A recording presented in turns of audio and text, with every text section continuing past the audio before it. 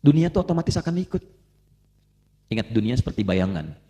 Kata Ibnu Qayyim Al-Jauziyah, dunia seperti bayangan, jangan dikejar, capek ngejar bayangan. Tuh pelari suruh ngejar bayangan tuh, finishnya bayangan ketangkep, yang menang dapat haji gitu. Susah ngejar bayangan mah. Rumusnya apa? Gampang, berbalik, bayangan ikut. Balik ke akhirat, kejar orientasinya, nanti bayangannya akan ikut. Kita mengerti hidup itu untuk apa, berjuang untuk apa. Kenapa kuliah di sini? Karena tahu itu ulul albab. Jadi orang yang tahu hidup itu, dia mengerti mengisi waktu dalam kehidupan, dia siapkan sebelum itu dilakukan. Itu orang yang paham hidup. Ya. Jadi bukan engke kumaha, bukan kumaha engke kumaha. Ya, bukan bagaimana nanti bagaimana, disiapkan. Itu dari sebelum bangun tuh, siap-siap. Begitu kemudian sudah siap rencana, dibawalah dalam sholat. Supaya apa? Minta kepada Allah dimudahkan rencana itu. Diberi petunjuk, datang lewat sholat, sujud kita minta, asalnya begitu. Makanya para sahabat dari manapun akan beraktivitas, subuhan dulu, ke masjid dulu, doa, minta kepada Allah, lancarkan. Kalau bisnis lancar, kalau belajar mudah, kalau berjuang nyaman.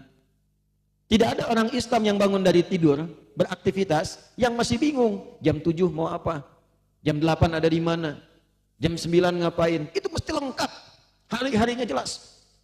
Jadi nggak ada yang dikira-kira. Kukira hari Rabu ternyata hari Minggu, kukira kau menunggu ternyata cari yang, aduh pusing tuh.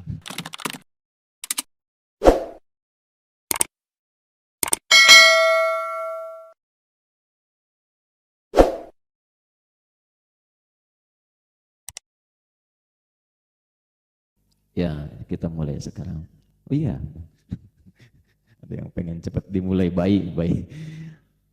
Al-Baqarah 214 tantangannya, Ali Imran jawabannya 142. Kita masuk ke ayat 142 dulu, baru urut ke topiknya.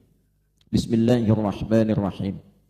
Am hasibtum an tadkhulul jannata walamma ya'lamillahu alladhina jahadu minkum wa ya'lamus sabirin. Ada ayatnya? Baik. Nah, ini ayat umum dulu untuk semua. Am hasibtum an tadkhulul jannata.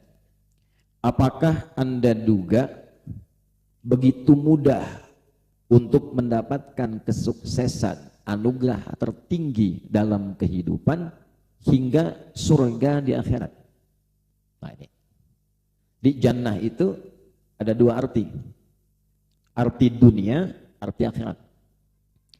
Akar katanya jannah ini seakar dengan kata al-jin. Dari jim dengan nun. Nanti ditambah sifat tak di ujungnya.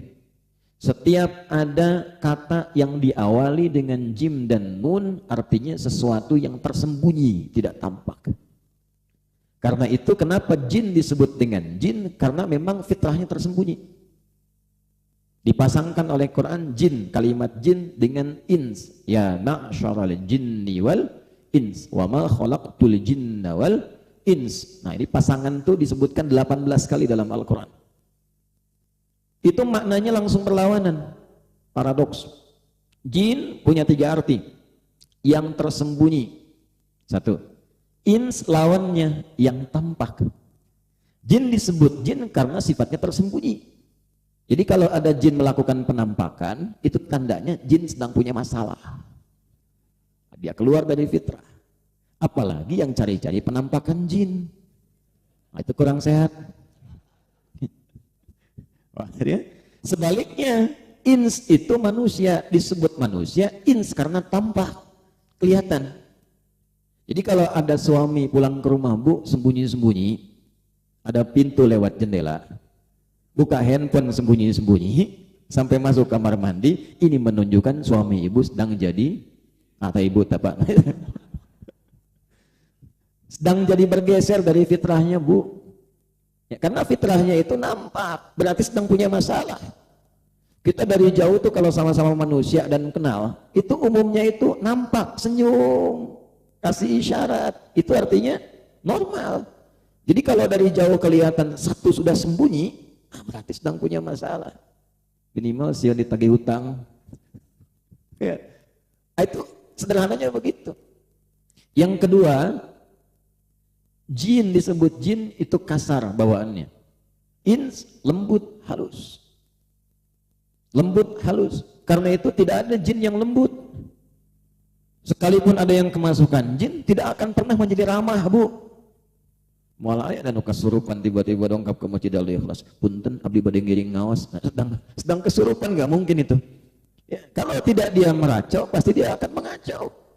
Sebaliknya, nah ini pelajaran moralnya. Manusia disebut ins karena bawaan dari lahirnya itu memang sudah lembut, baik. Karena itu terlahir dari rahim siapapun pasti kita menyayangi karena ada sifat kelembutan di dalamnya. Anak siapapun rasanya pengen gendong, ih lucu ya gitu. Terus belajar berdiri, tiba-tiba neneknya ngelihat pas bunga kesayangan nenek begitu cucu berdiri jatuh pecah, nggak marah tuh nenek. Cucuku sudah bisa berdiri katanya. Tuh yang belum tahu mah nggak paham. Itu iklan di tahun 90-an. Mana budak ayeuna mah tuh kumaha. Coba nontonnya dilihat lagi yang bermanfaat. Dulu orang bikin iklan tuh ada edukasinya. Cucuku sudah bisa berdiri. Bukan potnya yang diambil, Bu. Cucunya yang dihargai. Sekarang ibu sekarang berbeda. Handphonenya yang dihargai, anaknya yang ditinggal. Coba ibu lihat.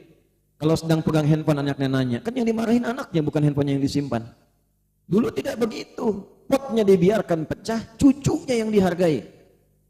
Mama, alhamdulillah kakak sudah hatam ad-duha. Sebentar, mama sedang sibuk. Bali, pertanyaan dasarnya dari Quran, engkau yang begitu lembut saat tumbuh, yang begitu diberikan penghargaan tinggi dengan sifat mulia, walaqad karramna bani Adam. Quran surah 17 ayat 70. Kenapa tumbuh kemudian jadi kasar? Lisan kok bisa pandai mencela? Bisa pandai untuk bisa menjatuhkan, melangkah kaki ke tempat yang tidak baik, yang semula diciptakan dalam keadaan baik. Itulah sebabnya kenapa muncul haram dari kata hurmah. Hormat itu dari bahasa Arab, seakar dengan kata hurmah asalnya. Hukum turunannya haram. Haram itu datang menjadi hukum bukan ingin membatasi perilaku kita, tapi menjaga kehormatan kita supaya tetap baik. Kenapa dilarang korupsi? Karena ketika seseorang melakukan perbuatan itu, kehormatannya jatuh di hadapan Allah, hancur di hadapan manusia. Kenapa haram untuk mencela? Karena ketika seseorang mencela itu pasti kehormatannya jatuh. Kalau nggak percaya nanti Pak Kasdam ini sambutan, celak Pak semua Pak tuh. Ya, pasti Bapak akan dianggap rendah di hadapan manusia. Kenapa? Karena ada nilai-nilai yang tidak seharusnya keluar. Itu maksudnya.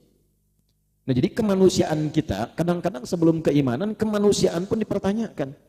Bayi itu begitu disayang, seluruh dunia melindungi, sampai anak-anak itu dilindungi.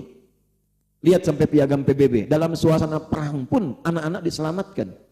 Jadi kalau ada orang sekarang, belum lahir sudah dieksekusi ibu yang hamil, yang tengah mengandung, bayi-bayi yang habis, sedunia pasti marah. Kenapa? Karena melanggar fitrah. Itu yang terjadi kemudian dalam konteks kehidupan global kita sekarang di Palestina dan sebagainya. Yang ketiga, harmoni. Jin itu tidak harmoni. Ins itu harmoni. Rukun, padu, baik. Karena itulah ketika Islam datang, Islam menyatukan, merukunkan. Wa'tasimu bihablillahi jami'an wala tafarraqu. Turun ayat, kalian mesti bersatu, jangan terpecah belah, jangan terprovokasi, jangan ribut, rukunkan kehidupan kalian. Dulu jahiliyah kalian pecah, setelah hilang jahiliyah datang Islam, kalian menyatu. Yang tadinya memaki jadi mencintai, yang memukul jadi merangkul. Jadi kalau jadi orang Islam itu pasti bersatu, pasti menyatu, pasti rukun. Kalau ada orang mengaku muslim tidak senang dengan kerukunan, itu pasti dipertanyakan keislamannya. Jadi kalau ada konteks kerukunan beragama, orang Islam itu nggak harus diajarin, karena Qurannya sedang ngajak rukun.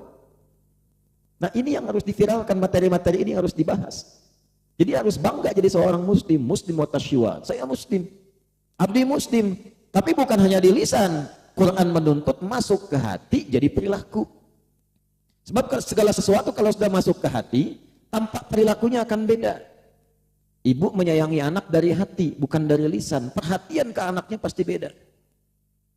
Kita mengaku muslim dengan hatinya, bukan hanya dengan lisannya, pasti perilakunya beda. Cara melihatnya beda, cara mendengarnya beda, cara bicaranya beda. Apalagi ketika mengaku sudah beriman, itu dari ujung kepala sampai ujung kaki diatur. Qul lil mu'minina yaghuddu min absarihim. Katakan pada laki-laki yang merasa beriman, imannya akan menuntun pandangannya. Iman itu masuk ke hati, jadi cahaya nur. Ayat mata, tembus ke mata, dibimbing matanya. Begini cara melihat yang baik. Jadi kalau kata imannya tidak baik, itu otomatis, walaupun nggak hafal ayat, tapi mengaku beriman, itu matanya akan dibimbing untuk dipalingkan. Palingkan, jangan lihat. Makanya standar pandangan iman dengan yang belum beriman, beda. Bagi yang belum beriman, batasannya tipis, semua bisa dilihat. Tapi bagi yang beriman, tidak semua bisa dilihat. Coba gini ya, tuh yang muda laki-laki keluar dari masjid, lihat yang lari itu. Oh, belum apa-apa udah ketawa tuh. Ayo siang aku. Lihat apa tadi? Ya. Nah, ini kalau matanya beriman, sensornya tinggi. Begitu lewat, lihat langsung berpaling. Paling. Kata imannya nggak boleh dilihat. Dari mata turun ke ujung, langsung ke hati aja. Langsung ke hati aja. Ini ke mulut. Ya. Mulutnya dibimbing pakai iman juga. Al-Hujurat ayat 11. Ya ayyuhalladzina amanu la yasraqu minkum la yaghtab ba'dukum ba'dha. Hei orang-orang yang merasa beriman, jaga lisanmu dengan imanmu. Jangan mencela, jangan merendahkan, jangan bikin hoax, jangan bergibah. Jadi begitu yang terpandang itu terlarang, ada koneksi dengan lisan, bisa langsung istighfar. Dia paling astagfirullahaladzim. Maka sedang keluar, begitu lihat, wih, astagfirullah. Tapi nggak paling itu astagfirullah. Kadang-kadang ada juga Pak gitu. Kenapa nggak berpaling? Kan kata Nabi pandangan pertama itu masih diizinkan. Iya, tapi telila-lila atau EQM. Nah ini antara jin dengan manusia bedanya begitu. Jadi kalau ada yang tidak senang kerukunan, suka bikin ribut, patut dipertanyakan kemanusiaan itu. Itu mungkin jin yang sedang berkamuflase. Ya, udah jangan kemana-mana pikirannya.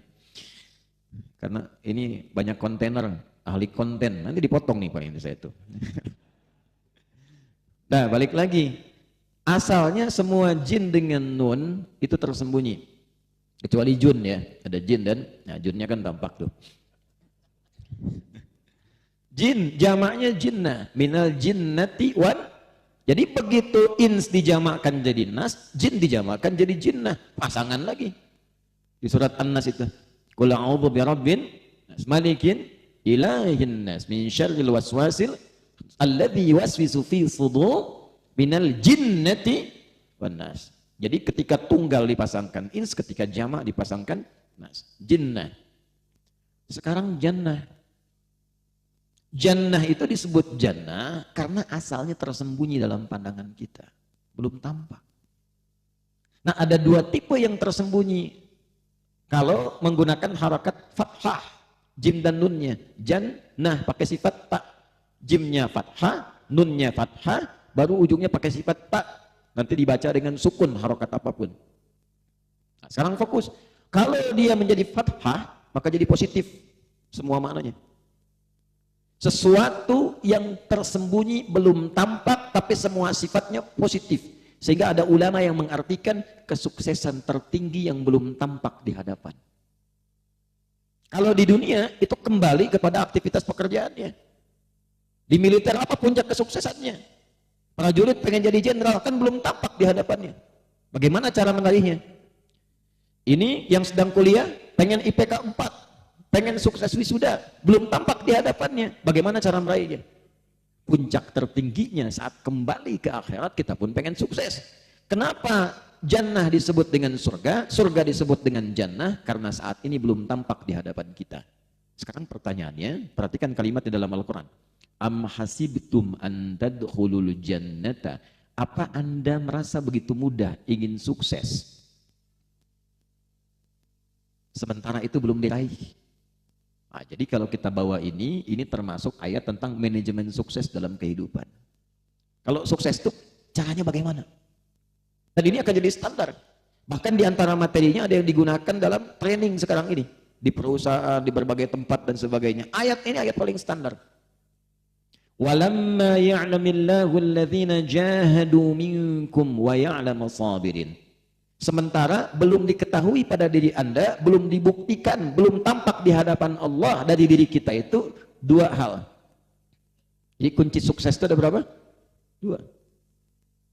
Yang satu, jahadu minkum, keseriusan, kesungguhan, jahadu.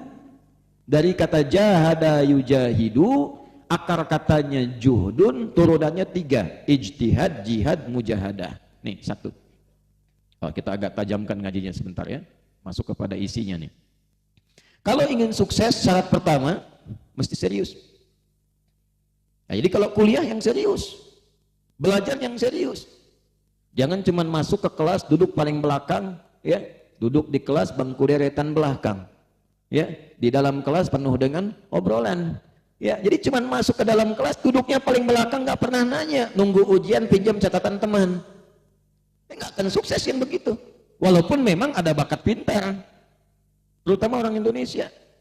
Saya pernah disoal sama orang Afrika waktu di Tripoli. Dulu saya dipercaya jadi amin khutbah, pemimpin para khatib yang ada di sana. Jadi kalau orang mau khutbah itu mesti minta izin sama saya. Nanti berikan makalahnya, apa yang mau dibacakan dalam khutbah.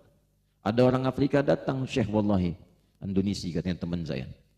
Orang Indonesia nih, kawan saya nih katanya, masalah. Mabika, kenapa saya bilang? Wallahi yang dari imtihan. Kita ini mau ujian. Sebulan mau ujian, saya belajar ngapalin. Besoknya mau ujian, si fulan Indonesia tuh pinjam catatan saya. Nilai keluar. Saya 7,5, dia 8. Saya bilang, kamu belum tahu sistem SKS. Sistem kebut. Sekarang ada yang sejam. Bakatnya memang tinggi, tapi ilmunya nanti sesuai SKS-nya aja. Habis SKS, habis ilmunya. Jadi hanya untuk ujian. Selesai ujian, hilang ilmunya. Coba mahasiswa sekarang, tanya tuh yang dipelajari selama kuliah. Masih ingat gak? Nah orang Islam tuh gak begitu. Masuk dengan keluar pasti beda. Sungguh-sungguh, serius. Ambil jurusan apa? Serius. Sungguh-sungguh, tekuni sampai paham. Lihat tafaqahu fiddin. Quran surah 9 ayat 122. Orang Islam tuh kalau belajar sampai mengerti, paham, baru keluar kelas. Tak tahu, tanya. Sebelum masuk, baca. Itu yang dipakai. Nanti kualitasnya akan beda. Nah ini kesungguhan, keseriusan. Prajurit juga sama. Mau pilih apa nih? Di infanteri, di kavaleri misalnya, ya, di armet, di macam-macam. Kalau sudah pilih, sungguh-sungguh, cintai, seriusi. Nah keseriusannya itu, kesungguhannya dibagi 3 bagian. Tenang, ini baru pengantar nih. Satu, ada yang disebut ijtihad. Apa namanya? Ijtihad, kesungguhan merencanakan, membuat planning. Yang kuliah mau selesai kapan? Mau nikah kapan? Nata waktu gimana? Jadi sebelum kita masuk itu rencanakan dulu. Kalau perlu mau ke kampus mana, survei dulu, mitigasi. Ruang kelas ke masjid itu berapa jaraknya? Ke perpustakaan berapa? Berapa tingkat? Ada berapa jenis referensi? Saya mau ke luar negeri, kampusnya mana? Saya minta dari sana kakak kelas tolong kirimkan kurikulumnya yang akan saya pelajari. Saya masuk ke sana, pertama masuk yang saya masuki apa? Datang masjid, masjid ke asrama jaraknya berapa? Ke perpustakaan, perpustakaan ada 4 ruangan, 2 tingkat. Ruang pertama apa? 2 apa? 3 apa? 4 apa? Bukunya di mana? Sebelum masuk, kita punya pemetaan. Dan hebatnya orang Islam itu setiap hari diajarkan oleh Allah dari mulai bangun tidur untuk punya planning kehidupan setidaknya di hari itu. Dan namanya dilekatkan pada nama sholat yang kita tunaikan pertama kali saat bangun. Salat apa namanya? Subuh. Apa artinya subuh? Subuh itu apa? Tuh, tiap hari salat subuh tapi nggak tahu subuh. Di Quran itu diajarkan jangan sampai kita mengerjakan sesuatu dan tidak tahu apa yang kita kerjakan. Subuh itu dari kata asbah. Quran surah 81 ayat 18, was-subhi idza tanaffas. Asbah itu artinya rencana yang optimal yang sudah disiapkan untuk dieksekusi. Jadi kalau orang Arab tanya begini, kaifa asbahta? Bagaimana kabarmu pagi ini? Ada rencana apa yang kamu kerjakan saat ini? Kalau kaifa haluk, itu masih umum. Kaifa halak? Alhamdulillah nabi khair. Umum. Tapi kalau sudah kaifa asbahtum, bagaimana kabarmu di pagi ini, di awal pagi ini, itu artinya bukan sekedar kabar. Pekerjaan bagaimana, rencana bagaimana, kegiatan bagaimana. Allah bersumpah dalam Al-Quran, was-subhi, demi waktu subuh awal kehidupan, idza tanaffas, saat nafas mulai keluar pertama kali, sudah siap kita untuk merencanakan kegiatan apa yang akan dilakukan. Karena itu pancaran pertamanya dari sinar matahari disebut fajar. Matahari sudah aktivitas membawa manfaat, membawa kegelapan malam, memberikan sinar. Tumbuhan baru keluar subuh, subuh itu sudah memberikan manfaat. Karbon dioksida ditarik, oksigen muncul. Saya waktu di Utrecht, tahu Utrecht? Itu lampu merah sonoan dikit tuh. Utrecht itu di Belanda. Dikasih tempat di area taman hutan yang terasa betul udaranya. Saya ingin buktikan ayat ini kebenarannya sampai ke Belanda. Sebelum subuh saya keluar, tipis. Itu masih karbon dioksida, nggak terlalu segar. Begitu masuk waktu subuh, berubah, segarnya luar biasa. Jadi Anda bisa bayangkan, maaf sekali, hewan muncul subuh. Ayam aja udah ibadah, berkokok keluar, memberikan pengingat kepada kita. Hewan memberikan sikap positif. Matahari memberikan kontribusi positif. Tumbuhan sudah punya planning yang baik dari awal bangun. Nah kita yang dihisab, apa yang kita siapkan dari sejak bangun? Nah, jadi jangan sampai ada orang Islam bangun dari tidur, nggak tahu apa yang mau dikerjakan di hari itu. Nanti dari mana kita bisa mendapatkan tafsirannya? Kita baca di hadisnya. Sunan Abu Daud nomor hadis 1367. Dari Ibnu Abbas radhiyallahu taala anhuma. Nabi sudah mengajarkan sejak bangun dari tidur itu kita sudah punya planning yang luas. Mengambil dari Ali Imran ayat 190 sampai ayat 200. Kana an-nabiyyu sallallahu alaihi wasallam idza istayqadha min naumihi fajalasa wa masaha bi yadihi min athari naumihi wa qara'a khawatima Ali Imran. Kebiasaan Nabi kalau bangun tidur itu Bu, bangun tengah malam lebih sedikit atau kurang sedikit. Kalau dikonversi ke waktu sekarang ya kurang lebih jam 2:30 lah. Ya, atau kurang sedikit 1:30. Apa yang beliau kerjakan kalau bangun? Duduk dulu. Jadi nggak langsung bangun keluar, duduk supaya tenang dulu. Yang kedua, wa masaha biyadihi min athari naumi. Menghilangkan bekas kantuk dengan tangannya yang bersih. Nah, kenapa penting bagian yang bersih ini? Karena nanti ada hadis lain kalau bangun tidur tangan cuci dulu. Karena Anda tidak tahu kemana tangan itu berkelana saat tidur. Bersihkan dulu.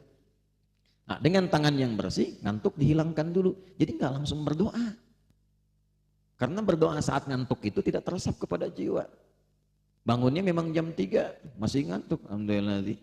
Ahyana amatana. Oh, pas sadar jam 5. Tak amatananya itu 2 jam dah. Amatana jam 5. Hilangin dulu bekas ngantuknya.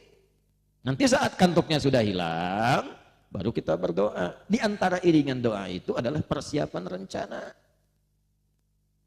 Apa isiannya? Ali Imran tadi ayat 190 sampai 200. Inna fi khalqis samawati wal ardi wa ikhtilafil laili wan nahari la ayatil liulil albab. Ulul albab itu yang paham esensi sesuatu.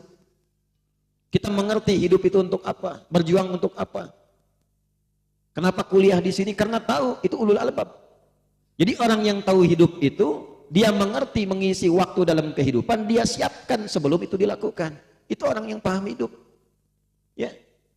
Jadi bukan engke kumaha, bukan kumaha engke kumaha. Ya, bukan bagaimana nanti bagaimana, disiapkan. Itu dari sebelum bangun tuh, siap-siap.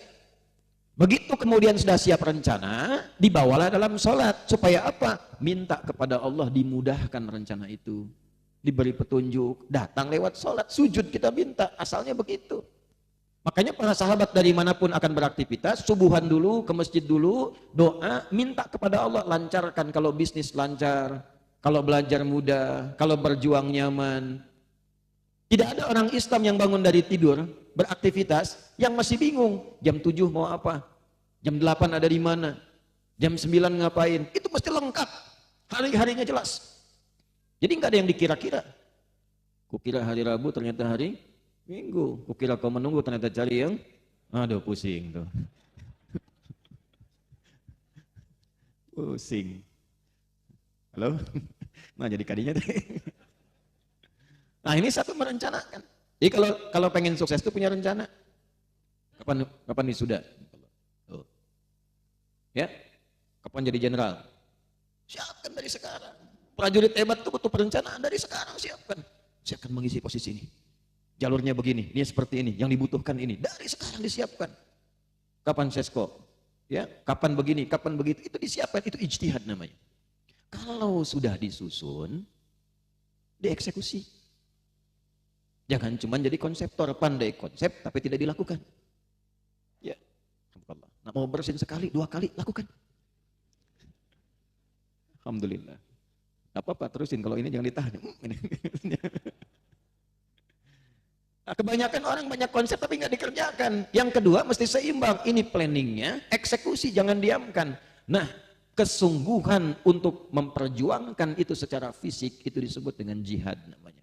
Peluangnya apa? Saya mau ke sini, harus ujiannya ini, pengen masuk ke ITB, pengen ke UI, pengen ke UGM, pengen ke ini. Itu kan ijtihadnya. Bagaimana jihadnya? Siapkan. Ikuti tesnya. Ikhtiarkan dengan fisik kita. Datang di awal waktu, itulah jihad.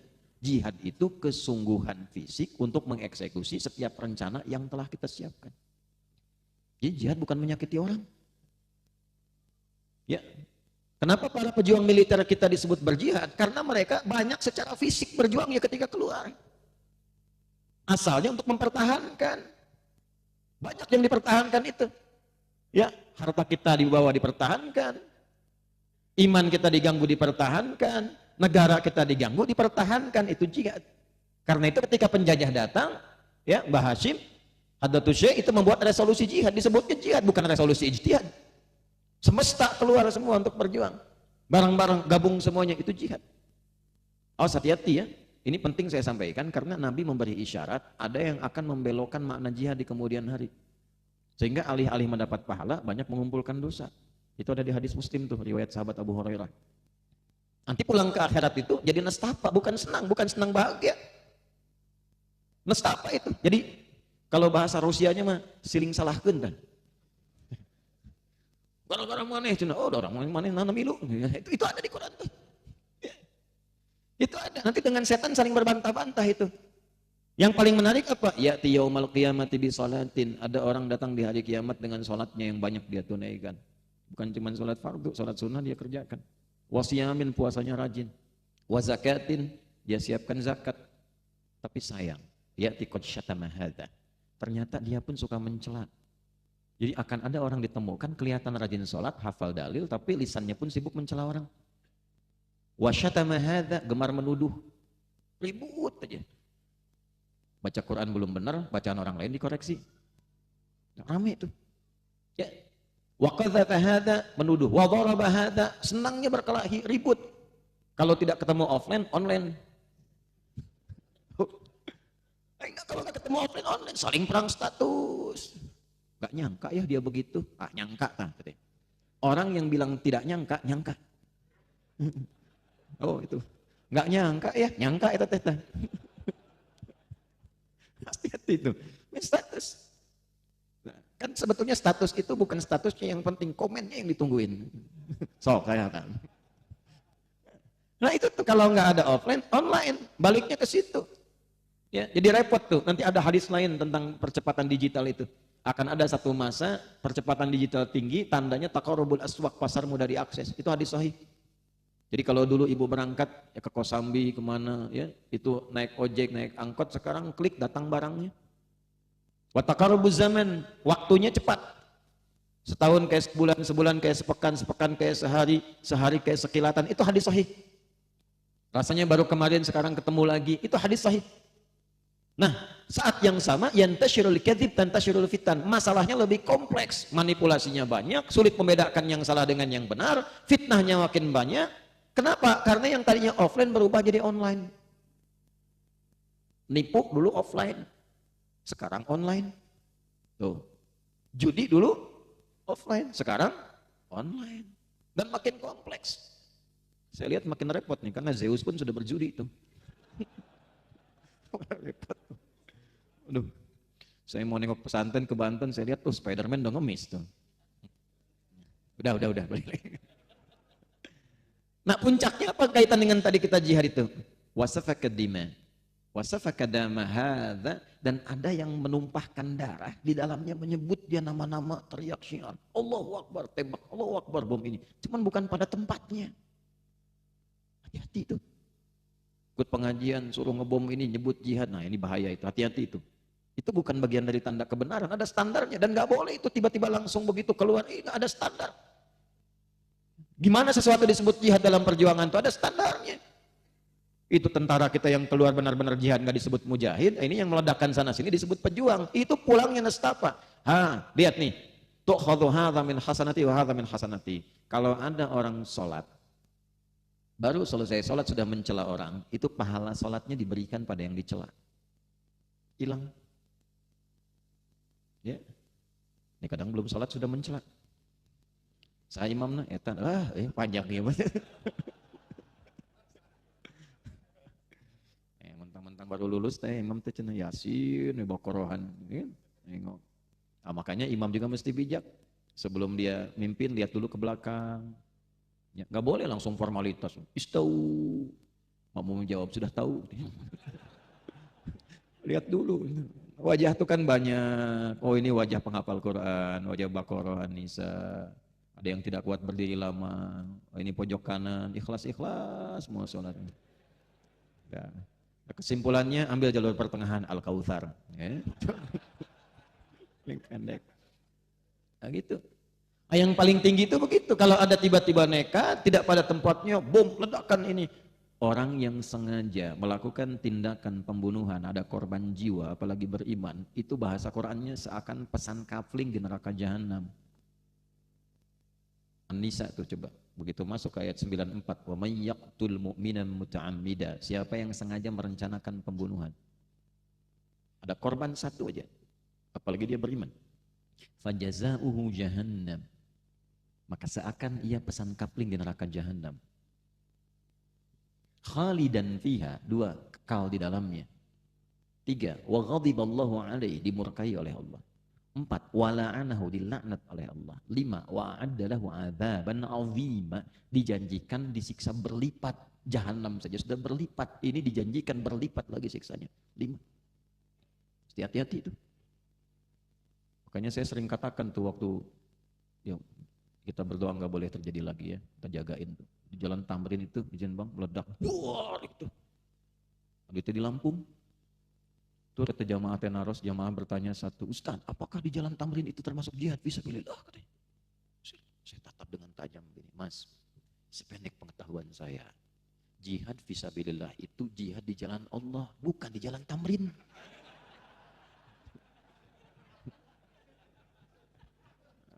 Mesti hati-hati tuh ya dokter. Tapi kalau Nabi sebutkan dulu pasti kejadian itu. Ya. Nabi kan petunjuk dari Allah itu. Kayak kalau ada yang aneh-aneh itu tinggalkan. Konsisten saja kita arahkannya pada yang baik. Asalnya jihad itu. Perjuangan fisik untuk menyiapkan apa yang telah kita rencanakan dalam aspek yang positif. Dalam konteks militer, mempertahankan dari segala sesuatu yang bisa merusak. Jadi bukan destruktif sifatnya. Bukan ingin merusak, bukan ingin menghantam, tidak. Mempertahankan sesuai dengan aspek resikonya. Kalau serangan begini, begini caranya. Kalau ini begini, begini planningnya. Itu dasarnya. Nanti kita turunkan. Ketiga, mujahadah, ini yang tidak mudah. Jadi ijtihad ada aturannya, jihad ada aturannya, kemudian mujahadah. Nanti ketiganya ini akan dirinci di Quran. Mujahadah itu perjuangan melawan keadaan emosional kita. Saya pengen lulus dari ITB. Saya pengen lulus dari Unpad. Saya pengen lulus dari bla bla bla. Kapan saya lulus? Mesti 3,5 tahun. Fakultasnya ini, jurusannya ini, kosannya di sini. Disiapkan berangkat kuliah. Saat berangkat cuaca cerah. Saat hujan masih semangat gak? Jangan jauh-jauh kuliah nih. Sekarang kita mau datang subuhan. Dan mau berangkat siap-siap, cerah biasa keluar. Tiba-tiba gerimis, Bu. Tuh, Bapak kalau gerimis jadi berangkat enggak? Perjuangannya bukan hanya fisikal, perjuangan melawan gejolak hati kita. Berangkat enggak? Gerimis. Belum berangkat, istri tanya, "Pak, kenapa belum berangkat?" "Hujan." "Kan cuma gerimis." "Takut teriak." "Oh, takut teriak." Ayah gitu, takut teriak gitu. Pakai payung.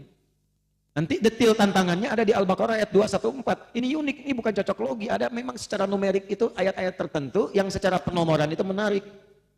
Tantangannya Al-Baqarah 214 di bawah kanan. Solusinya Ali Imran 3142. Duanya pindah ke belakang. Jadi kalau kita bisa mengamalkan yang Ali Imran, tantangan ini lewat.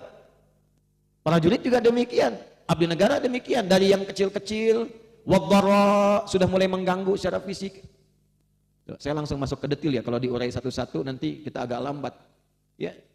Jadi saya gambarkan suasananya, ini ayat turunnya itu saat akan persiapan dan tragedi serta keadaan yang terjadi dalam perang Uhud.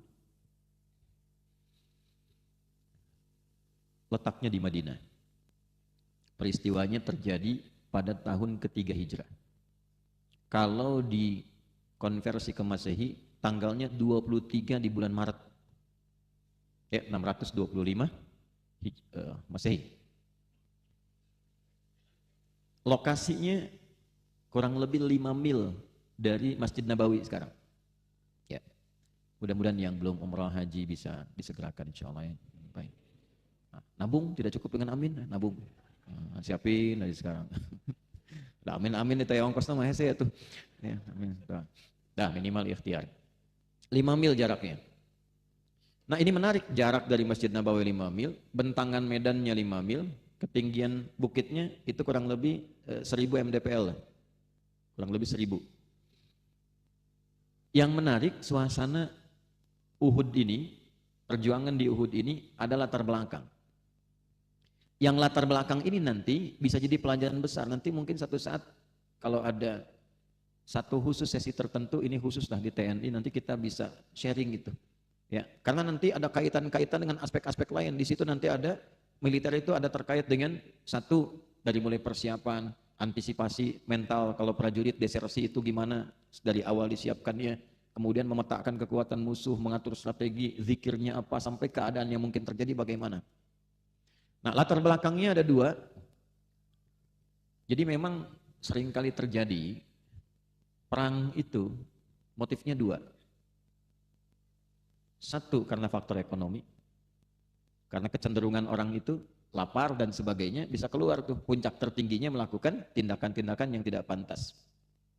Kedua, kalau bukan faktor ekonomi dan lapar, itu keserakahan dari nafsu. Ingin punya wilayah begini, ingin menaklukkan ini, ingin begini. Nah itu 2 faktor itu saja. Nah ini yang terjadi dalam pelajaran perang Uhud. Dari pihak Quraisy yang ada di Mekah, faktor keserakahan tinggi karena merasa ditaklukkan dalam perang Badar mereka kalah lawan pasukan yang seadanya, bukan ahli perang, orang-orang biasa, kalah kurang lebih 300 lawan 1000, ada yang merinci 313 lawan 1000, kalah yang 1000, dan pemimpin pasukan yang hebatnya dikalahkan dari yang 300 ini, menang lawan yang 1000. Direncanakan dengan lebih spesifik, mereka tidak main-main lagi, maka disiapkan revenge. Kita harus taklukkan, gak boleh kalah, kehormatan nih, taklukkan sampai ke Madinah, kurang lebih 400 kilo dari Mekah Al-Mukarramah. Maka apa yang terjadi? Mereka menyiapkan lebih serius, digandakan 3 kali lipat, dari 1000 jadi 3000. Dipilih panglima militernya, ya, itu orang yang paling hebat jenderal perang di zamannya, Khalid bin Walid. Pemimpin berkudanya anak Abu Jahal, Ikrimah bin Abu Jahal. Itu bukan sembarangan, kavalerinya itu ahli betul dalam kuda. Disiapkan 3000, 2800-nya infanteri, 200-nya kavaleri. Kudanya pun bukan kuda biasa, yang mimpinnya pun ahli strategi, yang tidak pernah kalah rekornya, 100% selalu menang, Khalid bin Walid. Dan ahli kuda luar biasa, Ikrimah itu. Ya. Dan dua-duanya hebatnya nanti masuk Islam. Nanti ada profesor Pak, nanti kapan lah secara internal bisa belajar, ada profesor dari luar negeri itu mengkaji tentang Khalid dan kejeniusan strategi militernya. Bapak kalau yang ini pasti pernah tahu itu sampai dikaji itu, karena nggak pernah kalah, pedangnya utuh sampai beliau meninggal di pembaringan itu. Ya, nah saya balik dulu. Kemudian disiapkan sampai salah satu yang menyertai di antara provokatornya ada yang perempuan, Hindun itu, yang kelak nanti membedah dadanya Sayyidina Hamzah dan mengunyah hatinya itu. Ya. Lalu ada Abu Sufyan itu ikut semua. Nah, ini terorganisir sehingga nanti salah satu komen di kemudian hari belajar dari itu, Sayyidina Ali bin Abi Thalib itu memberikan sebuah komen, al-haqqu bila nizamin yaghlibuhul batilu binizamin. Kebenaran yang tidak teratur, yang tidak satu komando, yang melanggar aturan, yang tidak tertib, itu pasti akan kalah dengan keburukan yang terorganisir. Ini semua terorganisir, disiapkan betul semuanya. Dan disiplin. Kalau kata Khalid masuk dari sini, keluar ke sini, nyergapnya begini, ikuti semua. Nah, Nabi belajar dari pengalaman yang perang Badar, menyiapkan jumlah pasukan lebih banyak, 3 kali lipat juga, 1000. Ya. Jadi yang dari sana 3000, yang pasukan Nabi berapa? 1000. Nah, cuma nanti yang ikut 1000 ini ternyata tidak sama hatinya. Niatnya tidak sama. Ada 3 golongan. 1, alumni Badar dan orang beriman yang memang berjihad betulan. Dia ingin membela bangsanya demi beribadah pada Allah Subhanahu wa taala. Niatnya ibadah, kesatrianya untuk mewujudkan sifat patriotnya, membela negaranya. Yang kedua, ini yang numpang rame. Cuman pengen ikutan, bener nggak ada malaikat waktu Badar itu katanya. Ikut-ikutan aja, numpang ikut tuh, ya. Pokoknya ikut. Yang kalau sekarang beginilah, prajurit ada yang beneran berjuang, ada yang beneran ikut serta aja. Kata negara berangkat, kita ikut. Kita pengen lihat aja. Ya. Yang ketiga itu, nah ini ada yang munafik. Memang sengaja aja, hanya untuk cari perhatian supaya dapat perhatian di masyarakat. Awas, nanti psikologi perang itu akan begitu tuh. Ada yang betul-betul berjuang, ada yang cuma nyari ghanimah, ada yang cari popularitas. Ada yang numpang aja tuh, yang penting aksinya udah ketahuan, tercatat, tanggalan keluar. Awas tuh, lah seri itu. Ada tuh di Quran tuh. Ada kondisi-kondisi begitu, itu mungkin terjadi. Nah, itu pasti kacau itu di lapangan kalau begitu. Kasihan prajuritnya. Maka apa yang terjadi? Dari 1000 yang munafik ini mulai menggoyah. Udah jelas ada musuh, udah jelas ada pasukan, udah jelas ada macam-macam. Mulai disusupkan, masuk keraguan. Nggak akan menang 3000 ahli perang lawannya Khalid. Kita siapa katanya? Yang Badar udah punya pengalaman, tegap aja, siapkan diri kita, komitmen. Belum tentu mereka juga menang. Yang penting bagi kita berjuang. Lebih baik pulang nama daripada gagal dalam tugas. Itu bahasa Quran. Kopassus itu bahasa Quran itu. Lebih baik pulang nama daripada gagal dalam tugas. Jadi nggak ada istilah disandera. Jadi kalau kita turunkan tuh ada ayatnya detail sekali itu. Jadi udah siap-siap itu. Tapi yang belum ikut Badar kan, oh iya ya, malaikatnya belum tampak sekarang. Nah yang ini Abdullah bin Ubay bin Salul sudah masuk tokoh munafiknya. Kita mundur aja. Anda kebayang nggak? Dari 1300 desersi keluar. Makanya prajurit kita tuh sebelum berangkat itu harus disiapkan betul mentalnya supaya tidak ada yang goyah. Siapkan. Nah Nabi itu sebelum berangkat, oleh Nabi itu dikumpulkan dulu. Keluarganya dimotivasi, masyarakatnya disatukan. Kita kirim 310 ya yang berangkat itu tuh. Nah, nanti ke depan kalau ada yang mau dikirim tuh bukan cuma prajuritnya, keluarganya dikumpulkan. Doa sama-sama. Masyarakatnya diberitahu supaya saling mensupport. Jadi zaman Nabi itu ketika mau berperang disatukan dengan masyarakat itu. Itulah manunggal bersama rakyat tuh begitu. Jadi akhirnya apa kata Nabi? Siapa yang mau partisipasi? Semua angkat tangan. Ya Rasulullah, sampai yang perempuan Bu. Saya di bagian perawatannya Rasulullah. Saya yang nanti nyiapkan ini, saya yang nyiapkan makannya. Ya Rasulullah saya punya kuda, saya siapkan kuda. Ya Rasulullah saya punya ini. Umar datang, ya Rasulullah setengah harta saya untuk berjuang. Wah semua viral, Umar nyumbang setengah. Umar tuh kalau dikonversi sekarang ya kurang lebih ya mungkin 2-3 triliun. Kalau setengahnya berapa? Gitu. Makanya kalau mau latihan infak dari yang sedikit, karena kalau sudah banyak susah berinfak. Bapak kalau sama teman, mana ya rezeki, ayo berdua makan, masih 50.000 bisa bagi 2. Tapi kalau sudah 50 miliar nggak bisa dibagi 2 tuh. Umar itu setengahnya. Tiba-tiba sembunyi-sembunyi karena rasa takutnya dengan Allah bukan yang lain. Sembunyi-sembunyi, nggak mau terlalu viral, bisikin ke Nabi Rasulullah, saya semuanya. Masya Allah.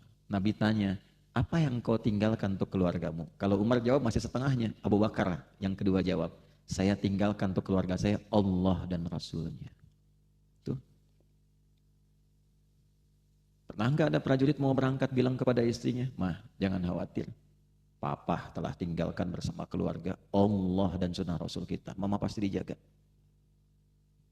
Lalu keduanya semua sekeluarga berdoa, Rabbana ighfir lana dzunubana wa israfana fi amrina wa tsabbit aqdamana wansurna 'alal qaumil kafirin. Ya Allah, suamiku akan berjuang.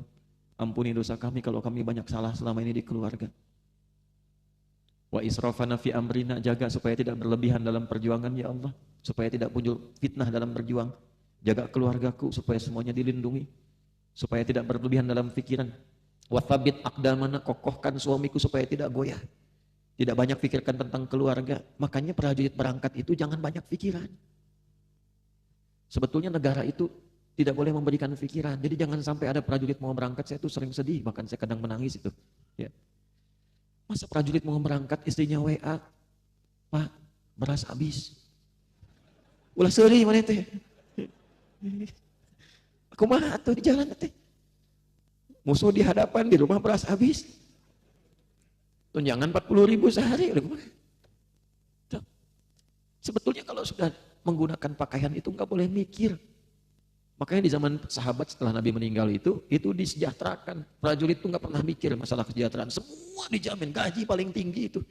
Sehingga pikirannya fokus untuk berjuang. Begitu mau nembak musuh, mana itu? Mau ditembak, pinjol masuk.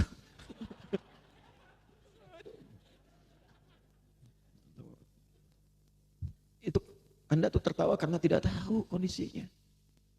Tapi itu nggak mudah. Wathabit aqdamana, ya Allah, kuatkan suamiku, tegarkan kami di rumah, wangsurna 'alal qaumil kafirin, berikan kemenangan ya Allah, supaya orang-orang yang sifatnya mengganggu yang macam-macam itu bisa disadarkan, bisa dikalahkan, yang dengan itu keamanan muncul terjadi. Itu langsung turun jawaban. Kalau keluarga bisa begitu sebelum prajuritnya berangkat, Allah langsung firmankan, turunkan malaikat memberikan kabar. Fa'atahumullahu thawabad dunya wa husna thawabil akhirah. Maka Allah berikan jaminan kemuliaan dunia dan jaminan tertinggi saat di akhirat. Kesejahteraannya dikirimkan dari sisi yang tidak diduga, ketenangan diberikan. Saat di akhirat, kalaupun meninggal dalam perjuangan, tidak harus mikirkan yang lain. Jadi jangan sampai prajurit itu berpikir demi mendapatkan kesejahteraan, mesti menggugurkan jiwanya. Kalau meninggalnya gugur, kontak tembak, keluar sekian. Kalau di rumah sakit sekian, apa itu? Semampu kita, iya. Tapi kalau memang terbatas anggarannya, masyarakatnya jangan diam. Di mana dia bertugas kita support. Hadir itu orang Islam tuh begitu. Ya ulama mikirin. Rakyat juga sama, itu manunggal tuh begitu. Jadi disertai oleh kita. Dulu kita berjuang begitu. Gak usah tarik jauh-jauh ke zaman sahabat. Dulu setiap ada yang mau berangkat, kiainya datang doain. Santrinya ikut support. Ibu-ibu masak. Jalur mana yang mau ditempuh sudah paham. Antar ibu, belum ada WA bu. Sudah tahu itu. Mau di gunung mana, perbakaran singgah, masakan sudah ada. Gitu. Ada nggak yang mengamalkan sunnah Nabi begitu tuh sekarang? Berapa yang mau berangkat ke Papua? Sekian, gini, tahu, oh kita ingin ikut membersamai dengan doa. Viralkan doanya. Prajurit, berjuang, kami mendoakan Anda tidak sendirian. Terus Anda di mana? Ya, kita berdoa. Yang pengusaha-pengusaha itu dulu kan ada syarikat dagang Islam itu kan memfasilitasi. Kalau memang anggaran tidak cukup, maka hadir kita membersamai. Anda kan bisa kerja, bisa nyaman karena aman. Ya. Kalau tidak ada demikian, siapa yang hadir saat ada bencana-bencana itu? Saya itu kemarin ke Luwu, sampai di sana ada banjir bandang yang besar, 325 rumah hancur. Ada yang kecil, ada yang besar, berat sampai sekian, habis rata sebagian dengan tanah. Umumnya kalau musibah demikian yang ditengok pasti masyarakatnya. Apa yang hancur, apa yang habis. Jarang yang lihat prajuritnya. Yang bertahan sampai di situ menyelesaikan, kadang bangun jembatan, kadang macam-macam, pakaian sudah lusuh dan macam-macam. Pernah nggak lihat itu? Saya datang, begitu disikahkan ke masyarakat, Pak ini sudah selesai. Saya kesini hanya untuk bertemu dengan prajurit saya. Datang mereka masih menyebar. Ada yang di area gunung, ada yang di mana, ada yang metakkan, ada yang masih nahan derasnya arus sungai, pakaian sudah lusuh datang. Saya bilang datang. Saya katakan, saya bangga dan hormat dengan Anda. Karena tidak banyak orang yang datang ke sini hanya untuk memberikan ucapan terima kasih kepada Anda. Terima kasih, minta maaf, salam dari jamaah, ini ada titipan yang bersamai, kita tetap semangat. Itu yang kita butuhkan. Nah, kesadaran ini yang harus diviralkan di setiap daerah. Sehingga sampai ke level-level ke Kodim, kalau perlu ke Koramil dan sebagainya. Kompak kita begitu tuh. Nah itu zaman Nabi itu sudah begitu. Kita kehilangan itu sekarang. Ayo dituntut. Harus berjuang, harus profesional. Nah, kita tidak berbuat apa-apa. Nah, jadi kalau kita mau berjuang dan sukses dengan benar, semua mesti terlibat. Anda banyak menuntut, Anda banyak ingin kenyamanan, kerja dengan enak, makan dengan enak, sementara yang menahan gangguan supaya Anda merasa nyaman itu tidak diperhatikan. Nah itu ada lengkap sekali ayatnya. Kokohkan dirimu, berangkat berjuang, jangan khawatirkan tentang dirimu di dunia. Ya. Nah ini gambaran awalnya. Jadi itu pengantar dasarnya. Lalu kalau sudah siap akan berangkat, sudah. Wa ka'ayyim min nabiyyin qatala ma'ahu ribbiyun katsirun fama wahanu lima asabahum fi sabilillahi wa ma dha'ufu wa mastakanu. Kalau prajurit sudah kokoh, sudah mau berangkat, tiba-tiba berangkat, jangan kejadian seperti perang Uhud kata Allah. Ada sebagian yang desersi karena melihat musuh lebih kuat. Ada sebagian yang mentalnya turun karena merasa dihianati. Sudah ke lapangan, lihat begini, ternyata alat tidak disiapkan, ternyata orang sudah begini. Kan ada Yahudi berkhianat Bani Qainuqa pada saat itu. Niat ya, kalau enggak disebutkan, ini rumus dalam tafsir, kalau enggak disebutkan kejadiannya, secara detail waktunya kapan, pelakunya siapa, tapi dibuat umum, maka kejadian itu akan terjadi kembali di masa depan dengan tokoh-tokoh yang berbeda. Jadi kalaupun berangkat, kemungkinan desersi akan ada yang terjadi. Faktornya apa? Gali. Tutup itu jangan sampai terjadi lagi. Udah tahu di depan, tuh di hadapan, ini musuhnya, siap, drone-nya sudah tampak, begitu mau dieksekusi telepon, jangan lakukan, habis mental prajurit. Susah. Nah, sekarang mau apa? Urut satu-satu. Ketemu sudah kuat, lihat musuh begitu, jangan hilang mental. Oke, profesional, jalan. Wa ma ba'fu wa mastakanu, jangan lemah. Jangan merasa kecil, jangan pesimis. Ya. Sebab kata Allah, Nabi dulu pun berjuangnya begitu. Dihadapkan masalahnya seperti itu. Maka komandannya ketika di lapangan itu harus bangkit memotivasi. Situasi apapun tetap profesional. Ya, responsif, integratif, modern, adaptif. Prima. Adaptasi dengan setiap lingkungan. Itu bahasa Quran. Kemudian apa yang terjadi? Kita tarik lagi, nah, situasi-situasi itu muncul, termasuk ketika kita berjuang dalam kehidupan. Jangan dikira mencari nafkah itu mudah. Anda mau kerja ke lapangan, lamar sekali, balik lagi, 2 kali, balik lagi, jangan berhenti, siapkan diri kita. Ikut tender dalam dunia bisnis, bisa banyak terjadi. Alhamdulillah. Al-Baqarah 155. Wala nabluwannakum bi syai'in minal khaufi wal ju'i wa naqsin minal amwali wal anfusi wath thamarat wa basyiris sabirin. Ya. Ada orang diuji dengan kekhawatiran, takut. Ada rasa takut tuh. Ju' lapar. Wa naqsi minal amwal, harta berkurang, wal anfus sakit. Nah ini, wa thamarat. Itu di Mushaf diartikan buah-buahan. Saya agak kurang sepakat karena agak kurang adil, cuma tukang buah yang diuji. Tukang sayur enggak. Maka cara mengartikannya pakai ilmu balaghah. Buah itu lahir dari bibit yang dirawat, tumbuh pohon ke atas, buah dipetik. Ada orang nanam. Sudah lama dia rawat, besok-besok mau panen, malamnya panen diambil orang. Anda yang ikut tender, bikin studi disiapkan, sudah siap. Anda yang menang, proyek diserobot orang. Itu bisa kejadian. Nah kalau ada suasana seperti itu, mental orang hebat itu nggak jatuh, terus. Siapkan lagi. Profesional aja. Karena yang dicari pertama apa? Nah ini dia. Mental pejuang itu dari awal yang dicari Allah ridha. Mau statusnya disebut pahlawan, jadi apa? Itu urusan lain, yang penting Allah ridha. Dunia itu otomatis akan ikut. Ingat, dunia seperti bayangan. Kata Ibnu Qayyim Al-Jauziyah, dunia seperti bayangan. Jangan dikejar, capek ngejar bayangan. Tuh pelari suruh ngejar bayangan tuh. Finishnya bayangan ketangkep. Yang menang dapat haji gitu. Susah ngejar bayangan. Rumusnya apa? Gampang, berbalik, bayangan ikut. Balik ke akhirat. Kejar orientasinya. Nanti bayangannya akan ikut. Ya. Itu poinnya. Makanya orang-orang hebat yang meniatkan perjuangannya karena Allah, dunianya ikut, disebut pahlawan nasional, difasilitasi oleh Allah. Ada anu mertak Kopda Suparlan, itu orang hebat. Di lapangan berjuang, waktu di Timur Leste, waktu itu sudah terdesak, dia bentengi kawannya, bikin pasukan kecil, 5 dia tutup, teman-temannya selamat, habis ditembak dan sebagainya, tapi masih memegang bagian sangkurnya, masih menyerang musuh pada saat itu dan bisa menghabiskan beberapa musuh sampai di ujung akhir hayatnya. Yang ingin saya ceritakan bukan itu. Pangkatnya masih biasa, bukan pangkat tinggi. Tapi jauh setelah wafatnya beliau, karena niatnya untuk beribadah, melalui perjuangan membela bangsa negaranya, maka diabadikan namanya.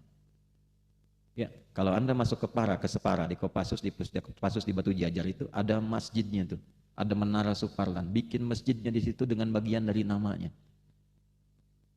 Kalimat terakhir saat berjuangannya kalimat Allahu Akbar. Tuh, Allahu Akbar tuh mahal. Allahu Akbar sampai meninggal syahid, maka diabadikan namanya 5 kali sehari dalam adzan yang dikumandangkan di masjid yang dengan namanya. Di tempat semua pasukan khusus berlatih. Allahu Akbar, Allahu Akbar, Allahu Akbar. Itu kalau tahu sejarah, di situ dikumandangkan, bukan cuma datang untuk sholat. Menggema tuh namanya seperti sosok ini. Walaupun pangkatnya di dunia biasa, tapi menurut Allah sudah ini luar biasa. Allah berkehendak kun fayakun jadi. Jadi kalau sudah berjuang jangan berpikir macam-macam. Bintang itu sila pertama, kedua yang Maha Esa. Setelah tatanya sempurna itu, melatihnya sempurna, di Jenderal Sudirman itu terbukanya ke atas begini, ke atas. Karena bintangnya itu dari atas. Ya.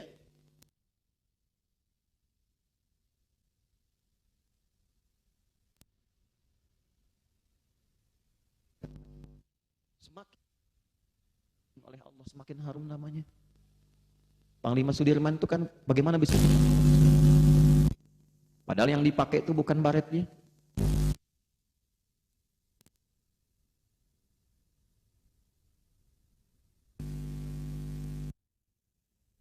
Dengan bagian besar dari baligonya, ya, memang baik jadi orang penting, tapi lebih penting jadi orang baik. Orang taunya cuma Hugeng, padahal lengkapnya itu Hugeng Iman Sentosa. Imannya disembunyikan terus sampai meninggalnya baru dituliskan di batu lisannya. Pada hari ini telah aku buktikan bahwa imanku betul sentosa. Karena itu oleh Allah diabadikan sampai sekarang. Kalau kita berjuang pakai iman, kesatria itu yang akan ditampilkan. Sampai sekarang keluarganya dirawat. Jenderal Sudirman diperhatikan, bahkan ada Sudirman Award. Kan sudah jelas keturunannya, tinggal kita ikuti saja. So Pangeran Diponegoro coba, sampai sekarang. Masih kita kenal, jadi Kodam di Kodam 4. Ya, nah teman-teman juga begitu, di keilmuan seperti itu. Al-Kindi, Al-Farabi, Al-Ghazali, Al-Khawarizmi, orangnya sudah tidak ada, sampai sekarang kita masih kenang. Kenapa? Karena lillah. Itu saya mau ngikutin tuh susah sekali, luar biasa. Buku ditulis dengan ikhlas. Imam An-Nawawi itu saat beliau sudah menulis 1000 lembar, 1000 kertas. Ini kisah nyata. Saya mengajar di Malaysia di depan PM dan lain sebagainya itu tentang Imam Nawawi. Beliau sudah menulis 1000 lembar ilmu yang sangat mahal. Tiba-tiba minta pada muridnya, tolong itu hancurkan aja, buang semua. Karena saya merasa ada yang belum ikhlas yang saya tuliskan dari situ. Ada yang belum ikhlas. Ada orang pesantren di sini? Kan tahu jurumiyah ya? Kalau ngaji nahu itu, al-kalamu huwa lafdzul murakkabul mufidu bil wad'i wa aqsamu thalathatun ismun wa fi'lun wa harfun wa ya? Amal ismu wa kalimatun dalat ala manan fi naqsin wa la muqtaran bi zamanin wad'an. Jurumiyah tuh. Son Haji. Kenapa disebut jurumiyah? Itu dari nama peristiwa begitu beliau nulis itu untuk anaknya, beliau ingin tahu diridhoi Allah atau tidak. Maka tinta dari kertas itu dituliskan, lalu dibuang ke sungai begini. Beliau katakan jarmiyah, jarmiyah. Air ngalir. Kalau Allah ridha, tintanya akan nempel terus. Kalau tidak ridha, tintanya akan terbawa air. Kalau kita mungkin air jangan ngalir, jangan ngalir. Beliau tidak. Jarmiyah, jarmiyah, jarmiyah. Airnya mengalir terus, tintanya nempel terus. Tidak luntur. Maka kitabnya dikenal dengan jurumiyah. Itu asal. Sekarang kitab belum diedarkan, sudah minta royalti. Saya tuh agak sebel luar biasa tuh di awal bulan ini. Kita sudah siapkan buku hafalan Quran. Cetak dibagikan. Bagikan ke masyarakat.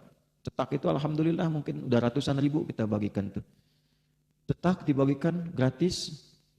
3 buku, 1 paket. Tiba-tiba, saya lihat, kenapa muncul di Shopee? Tokopedia, harganya pun luar biasa. Ada juga yang beli itu. Nanti mas saya titip di BMP tuh ya, paket ini ya. Biar nanti yang sekitaran Bandung ngambil ke BMP.